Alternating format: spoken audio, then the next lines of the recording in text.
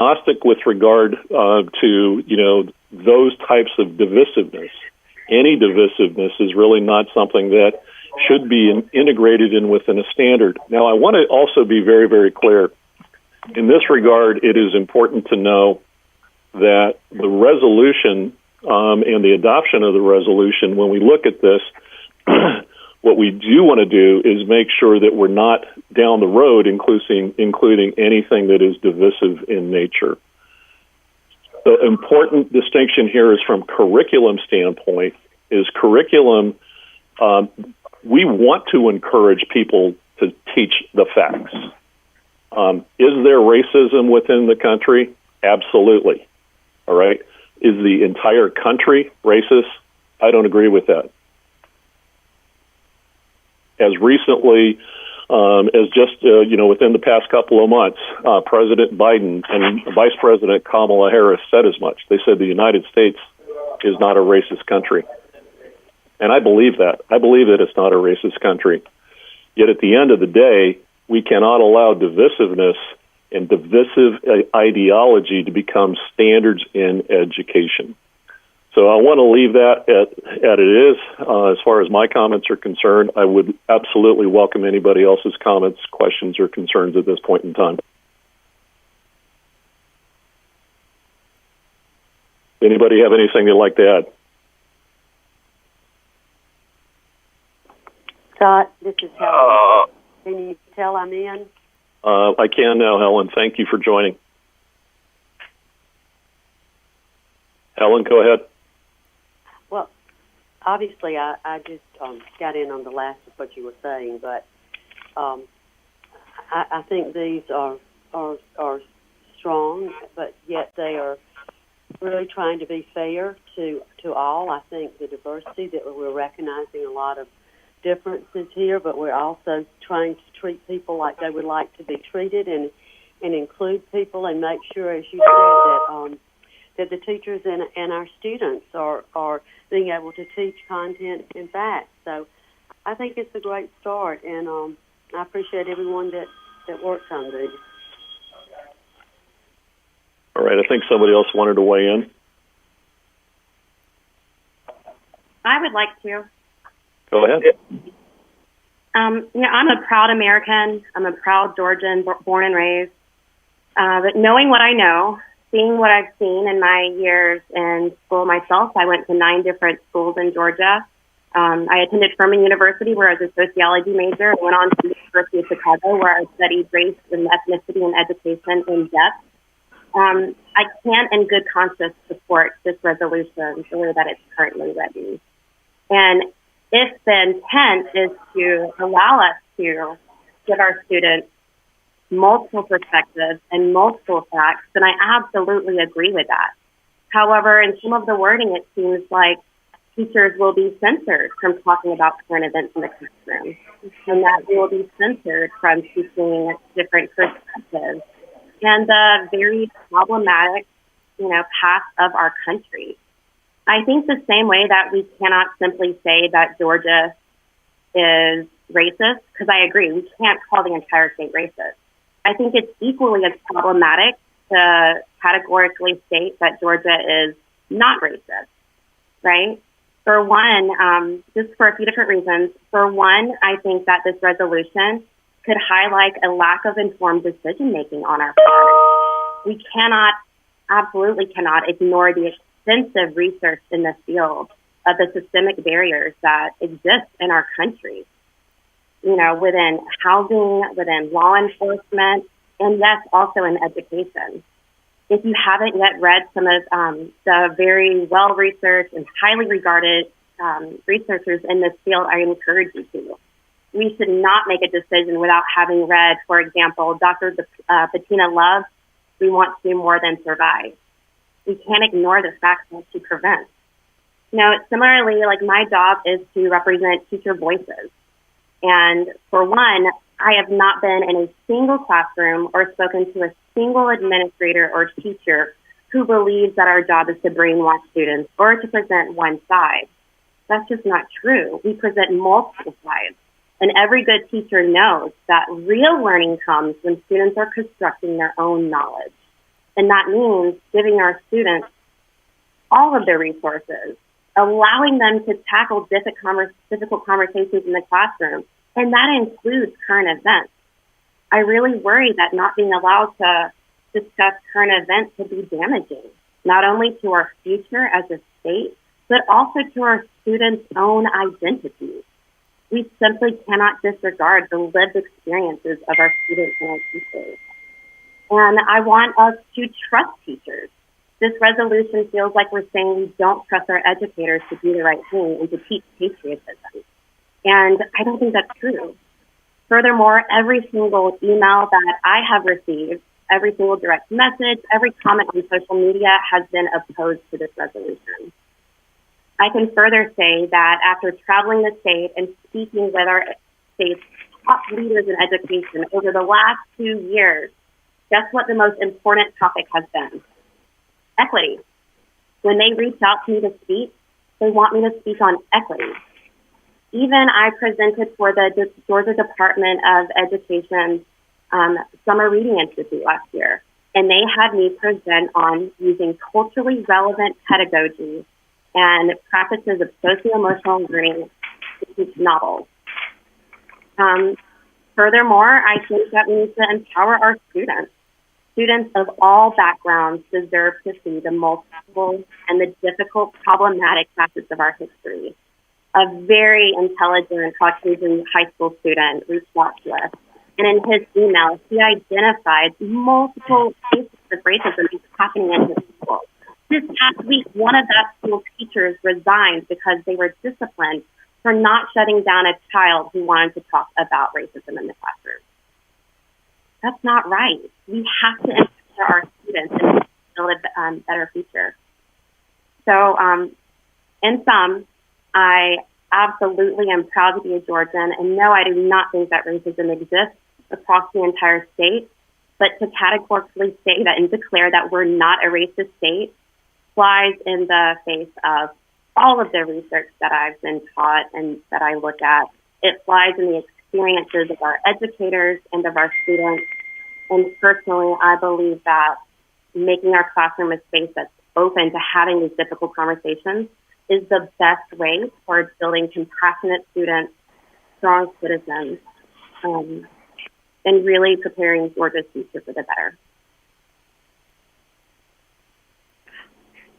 Scott, can I? Helen, hang on just a second. And I really, really appreciate your comments, Tracy. Thank you very much. I want to be very clear about something here, too. This resolution does not prohibit anybody from teaching anything. This is not a rule. Okay, this is not a rule. This is a resolution. This is a belief statement more so than anything else, or an affirmation. Now, one of the charges that we have here is, at the end of the day, potentially considering some kind of a rule down the line, which would involve work amongst all of the board members. And Tracy, your feedback as well to be included in that as an ex officio member of the board. I mean, we want and value your opinion. But I want to make it very clear that this resolution today doesn't put the brakes on anything that is already occurring in the classroom. Okay, and that's a really, really important distinction. And I know some people are looking at it in this vein. The most important thing and the work that we have before us is from this, we'll call this a foundation statement. What type of rule might we consider, or rules might we consider, in part, in whole, of any kind? And that's a discussion for us to have as we progress, towards this. And it's very, very challenging, very, very difficult work. Mr. Chairman, in order to make a statement of such a complex social construct that affects so many people, we should have a discussion before we make such a statement that is creating this binary opposition, this zero-sum game that if you believe and have experienced racism in your life, then you should and will be silenced. That's extremely disappointing to me, in a state that has standards that say develop claims and counterclaims fairly, thoroughly, supplying the most relevant evidence for each while pointing out the strengths and limitations of both in a manner that anticipates the audience's knowledge level, the concerns, values, and possible biases. For those of you on the board that have reached out to me at different times and had a conversation about this, I want to thank you. But for similar reasons, and we talk. I've served on this board a long time, and we place value in teachers' experiences. And I want to thank the teacher on this board for pulling out what was in my heart and my head. And thank you for saying it. My disappointment with this resolution is not only didn't we discuss it, but the impact that it will have on achievement, on motivation. And Scott, you did speak about what our role is. Our role is governance. Our role is quality, execution of policy in conjunction with the Department of Education. The statement, when I read it, made me feel like I didn't belong,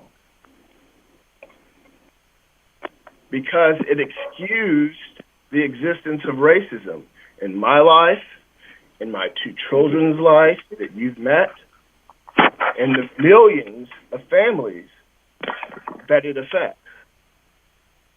So I still hope, because I know you all, that although my vote will also be no to this, that this uncomfortable moment will create some fodder for conversation, real conversation.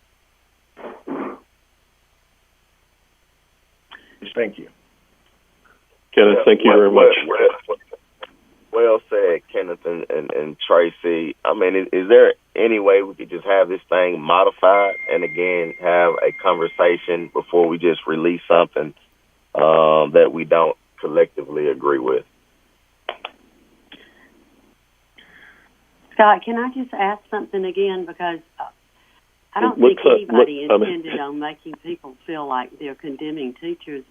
I didn't see it when I read that members of one race cannot and should not attempt to treat others without respect.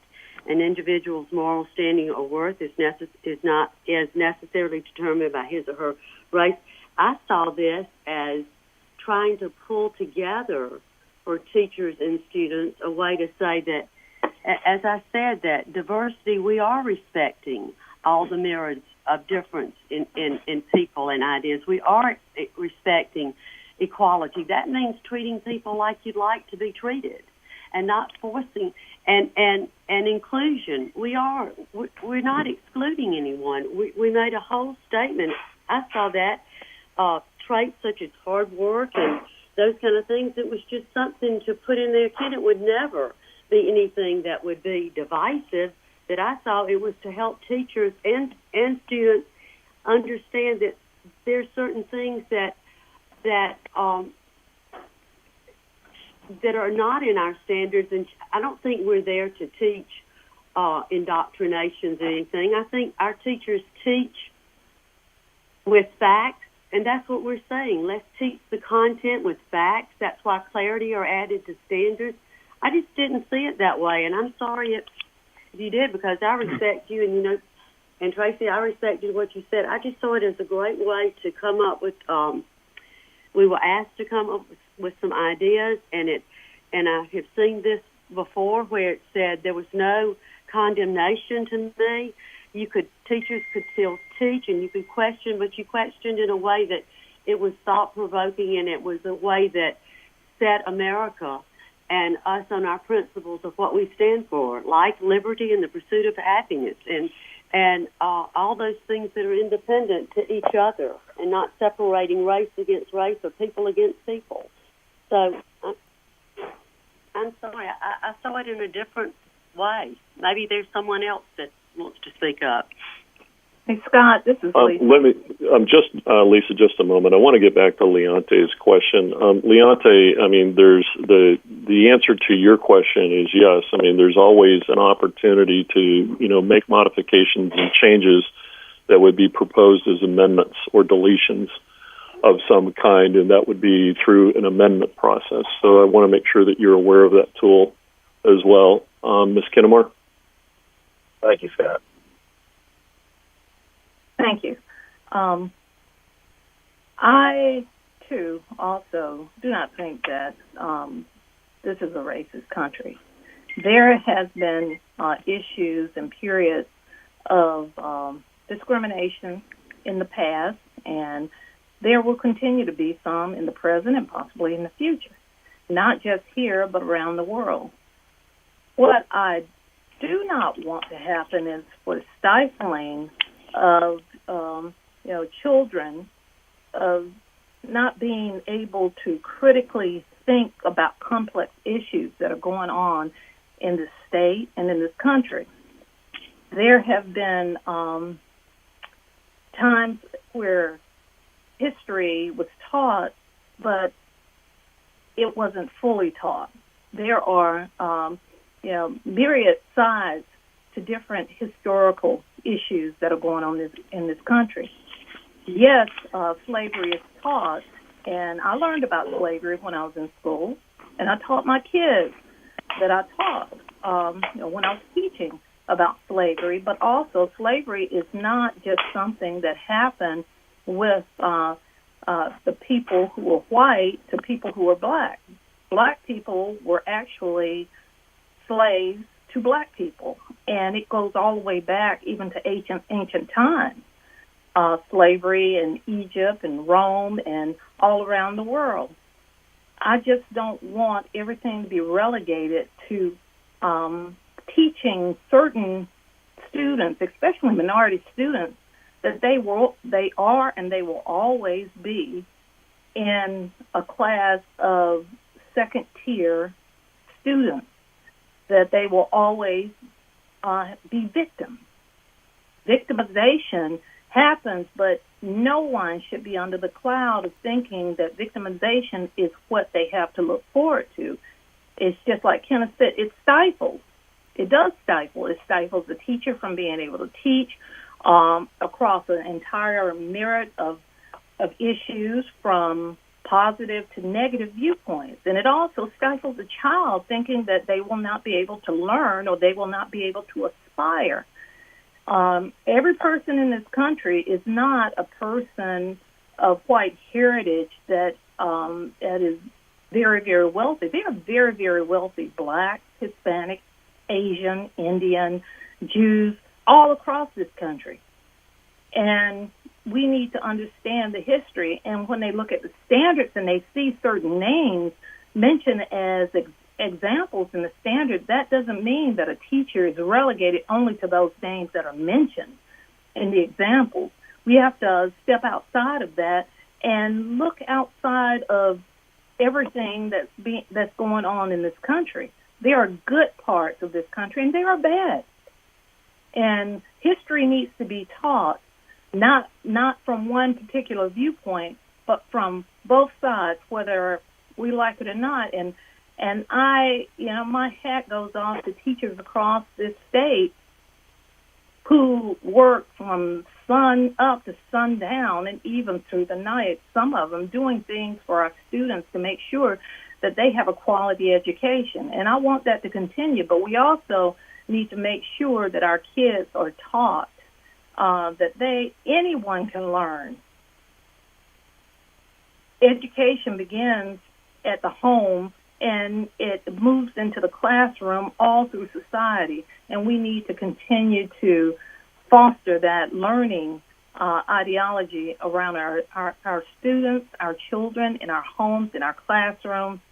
And I just don't want critical race theory to be one-sided. If we're going to teach about anything about race, it needs to be from every viewpoint and every perspective, and not slanted from one side to the other. Thank you, Ms. Kennemore. Does anybody have any further questions or comments? Chairman Sweeney, I do. It's Mike Royal. Thank you, Mike.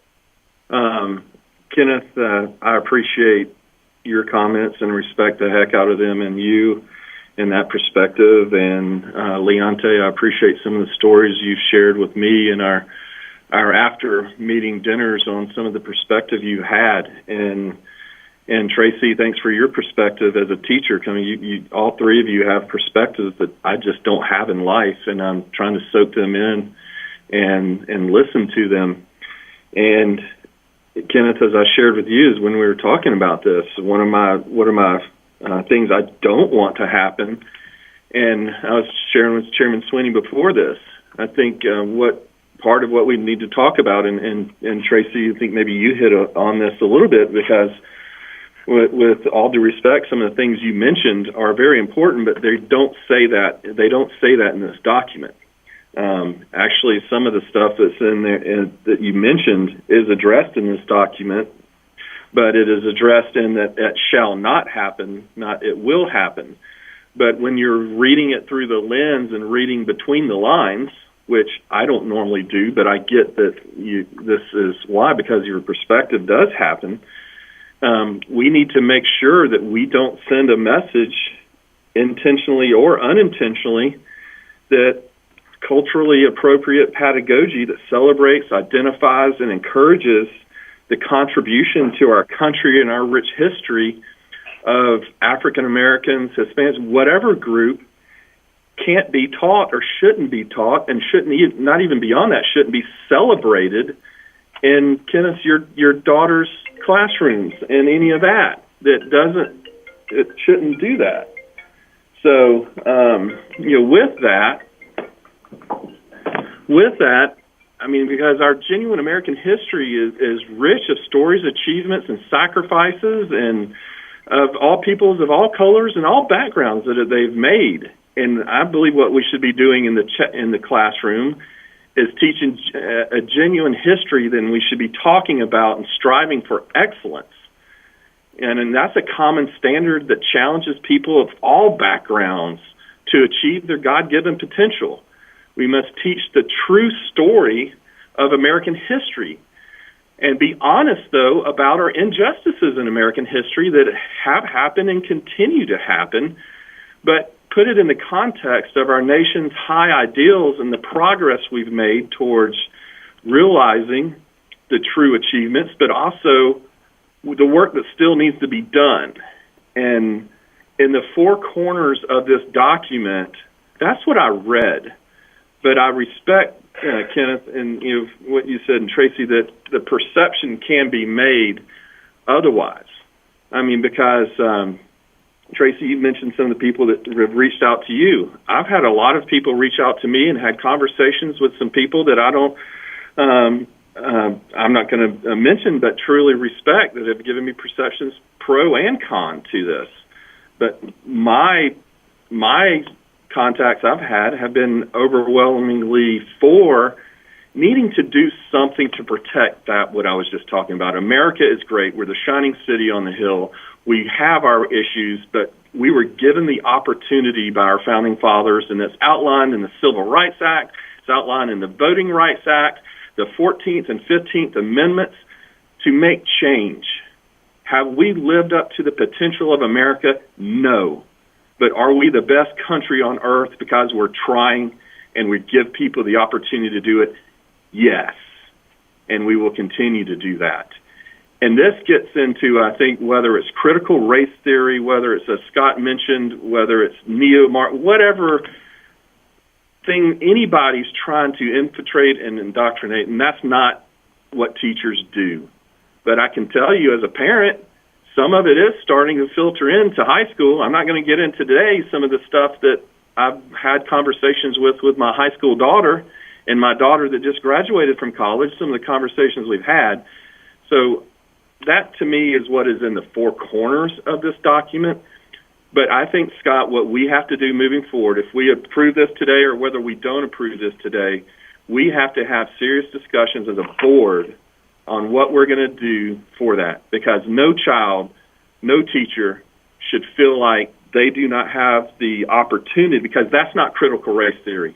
Teaching culturally appropriate pedagogy that does that, that is not critical race. That is not, Mark, that is not easy. That's called history and teaching.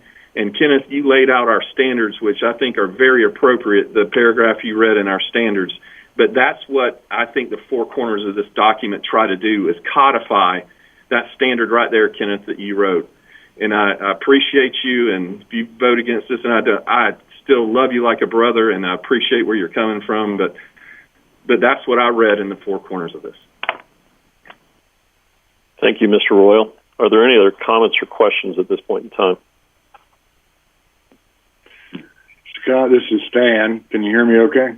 No, we can. Thank you, Stan. I've struggled with this a lot, although I want to give a lot of credit to the people that did work on this, because I do agree that it's tried to walk a very, very difficult path. And I don't want anything that this board does to have a chilling effect on teacher autonomy in the classroom and their ability to interact with their students. And I certainly don't want to restrict their rights as individuals or as professionals. Nor do I want to see this have a chilling effect on the discussions that we need to be having in our classrooms with our children. My reading, I looked very, very carefully in this resolution, and I will agree that there might be some changes that could be made that won't affect the overall tone of the document, and I'd be open to some further discussion or deliberation about some minor revisions or some other revisions. But I want to be very clear about one thing, and that is, I've spent my entire career supporting school and district efforts to promote inclusion and equity and celebrate diversity, because that's our state. And I don't want to be a part of any initiative that has a chilling effect on the efforts of school districts or schools to talk about inclusion and talk about equity. Now, I don't like being painted into a corner by other writers and other people, and I'm disappointed that those terms are being co-opted, I think, and misused by voices on both sides of this argument.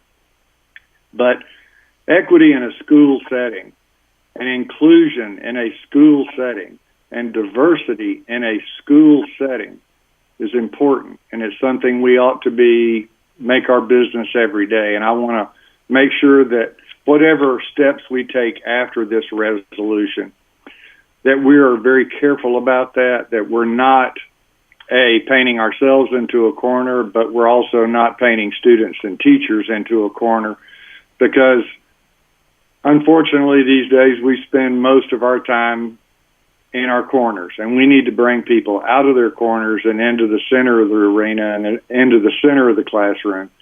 And I want to support initiatives and resolutions that bring us together, not resolutions and initiatives that divide us. But I think that this document on the whole has dodged some of the issues, not dodged, but has been clear about not allowing open discussion in the classroom. And I want to make sure that we stay on that we're not restricting students. We can't lie to our students. We should not be lying to our students. And I want to make sure that our teachers have the opportunity to teach facts, as Helen said, to teach also ideas, and also to teach our children to think for themselves as they move through our school system. So I'm open to some other suggestions. I don't want to belabor the point.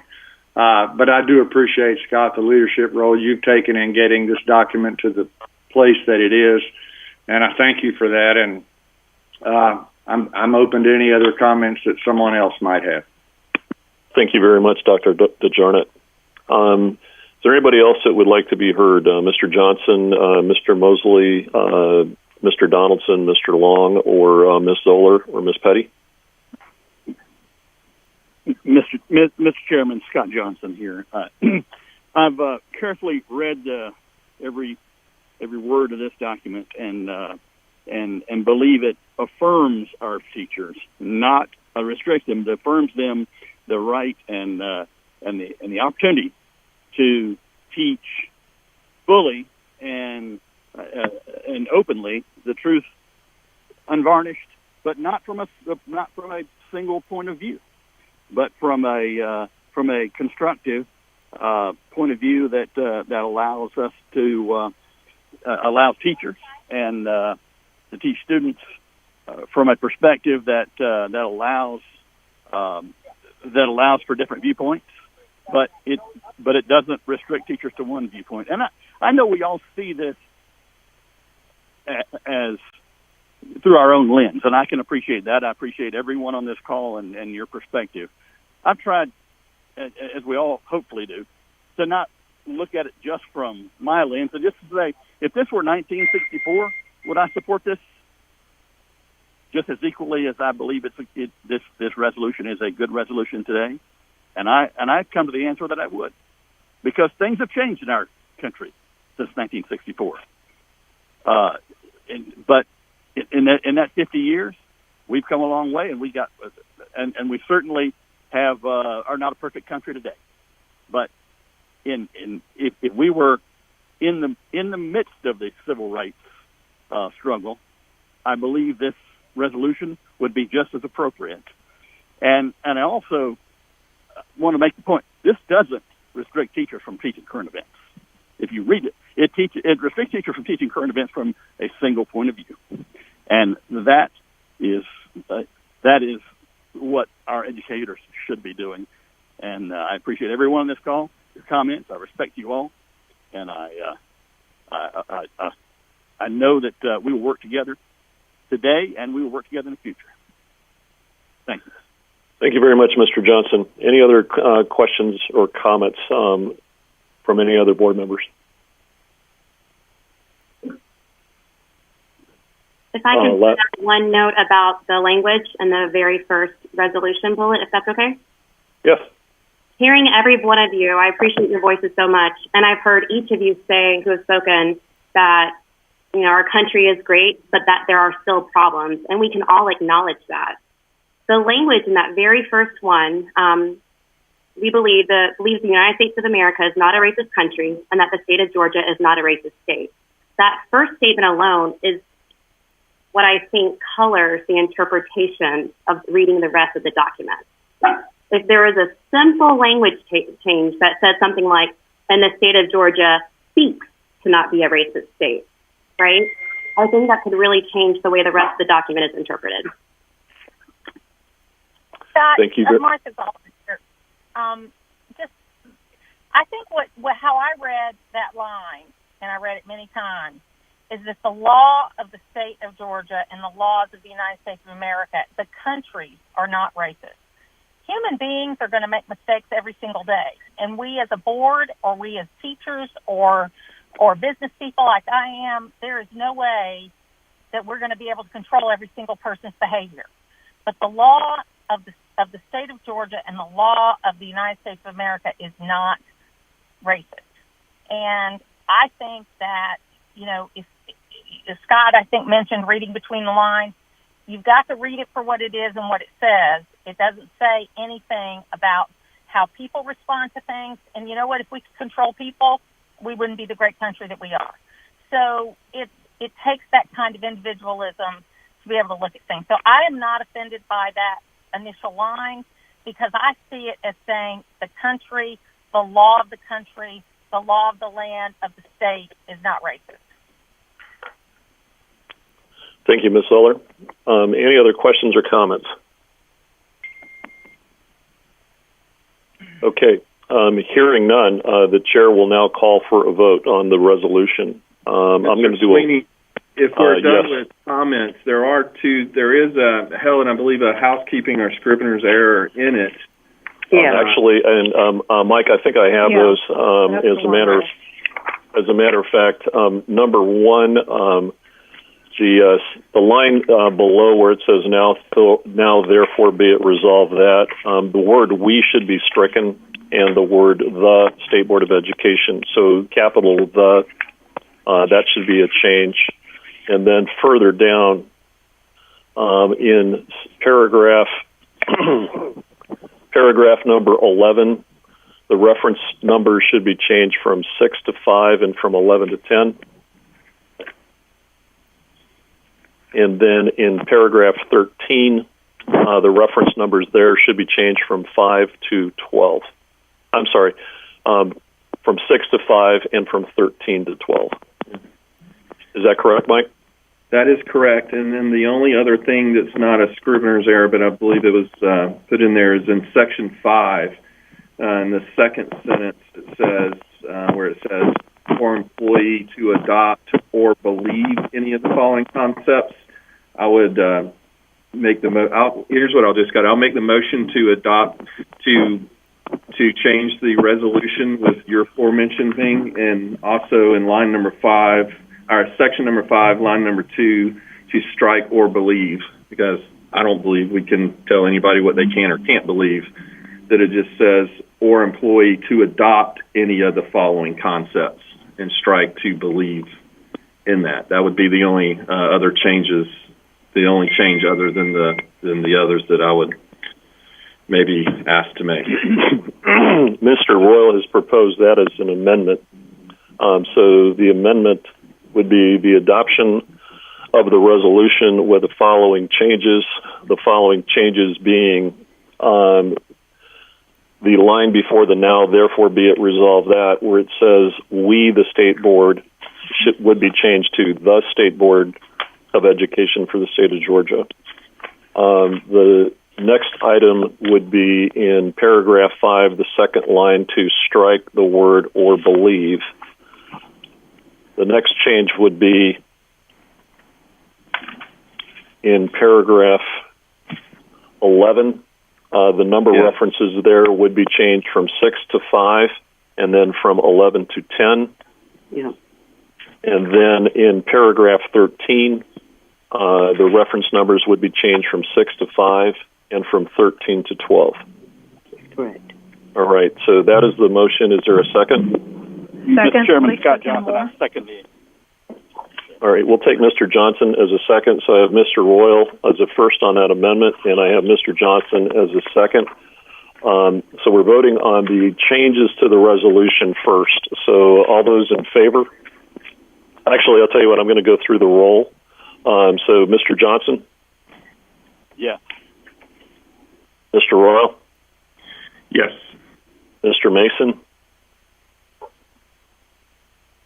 Mr. Mason? Mr. Mosley? Kenneth, I'm sorry, was that a no? Yes, but is there any discussion on this, or is that gone by? Dr. Mosley, thank you for the housekeeping as our parliamentarian, and my apologies for not entertaining the discussion.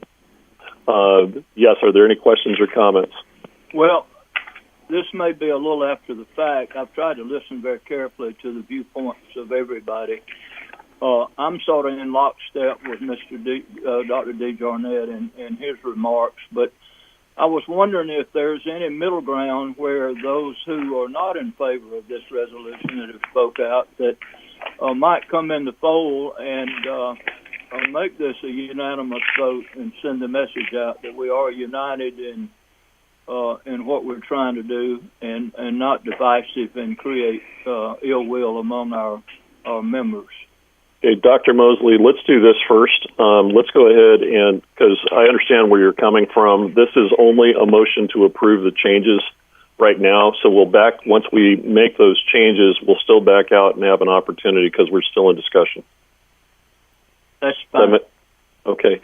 Are there any questions or comments relative to the changes that have been proposed by Mr. Royal? Okay, hearing none. I have already called for the vote, and I have a yes for Mr. Johnson. Is that correct? That's correct, yes. I have a yes from Mr. Royal. Is that correct? Yes. I have a no from Mr. Mason. Is that correct? That's correct. All right. We'll continue with Dr. Mosley. Yes. Mr. Donaldson. Yes. Mr. Long. Yes. Ms. Rice. Yes. Ms. Petty. Yes. Ms. Kinnamore. Yes. Ms. Zoller. Yes. Mr. Benton. No. Dr. Desjarnette. Yes. And the chair votes in the affirmative, yes. So that motion for the changes to the resolution does pass.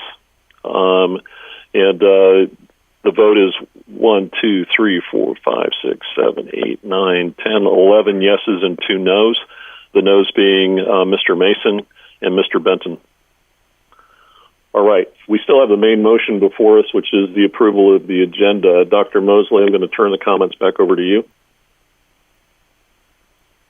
Well, I've said what I wanted to say. If there's any middle ground or any additions or deletions that would bring Mr. friend Leotis and Mr. Mason in the fold, I'd love to hear from them.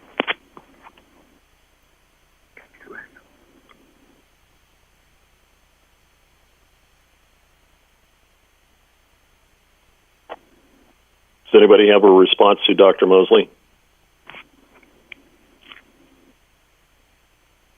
Okay, I'm not hearing anything. Dr. Mosley, are there any other questions or comments you'd like to offer? No, I do have a comment. I'm sorry, I was muted. All right, go ahead, Kenneth. Yeah, Dr. Mosley, I do appreciate the extension of the olive branch. I think I disagree with the intent of the board creating a resolution in this manner because of the unintended damage it will do in classrooms and may move people to making decisions around conversations that impact students and teachers' lives irrelevant. There's a danger in some of the rhetoric that I'm open to discussing how we may change some of it, but in totality, the intent, I'm going to respectfully and wholesomely disagree with it. But thank you, Dr. Mosley, for trying to reach out. You're welcome. All right, thank you, Kenneth. All right, any other further questions or comments? Okay, hearing none, the chair will now call for a vote for the approval of the resolution. We'll begin with Mr. Johnson. Yes. Mr. Royal. Yes. Mr. Mason. No. Dr. Mosley. Yes. Mr. Donaldson. Yes. Mr. Long. Yes. Ms. Rice. Yes. Ms. Petty. Yes. Ms. Kinnamore. Yes. Ms. Zoller. Yes. Mr. Benson. No. Dr. Desjarnette. Yes. And the chair votes in the affirmative, yes. The motion carries. The vote is 1, 2, 3, 4, 5, 6, 7, 8, 9, 10, 11 yeses and 2 noes. Okay, that concludes our meeting for today. Are there any final comments before we close out? All right, hearing none, the chair will entertain a motion to adjourn. Make a motion, Mr. Long. Thank you, Mr. Long. Is there a second? second. Is that Ms. Petty? Ms. Zoller. Thank you, Ms. Zoller. Okay, all those in favor of adjournment? Actually, I'll tell you what, I'm going to go through the roll again because we're on a video call. Mr. Johnson? Yes. Mr. Royal? Yeah. Mr. Mason? Yes. Dr. Mosley? Yes. Mr. Donaldson? Yes. Mr. Long? Yes, from Fort Carson, Colorado. Thank you, sir. Ms. Rice? Yes. Ms. Petty? Yes. Ms. Kinnamore? Yes. Ms. Zoller? Yes. Mr. Benton? Yes. Dr. DeJarnett? Yes. Sorry, Stan. And the chair votes in the affirmative as well. Thank you all for your time today. This meeting is adjourned.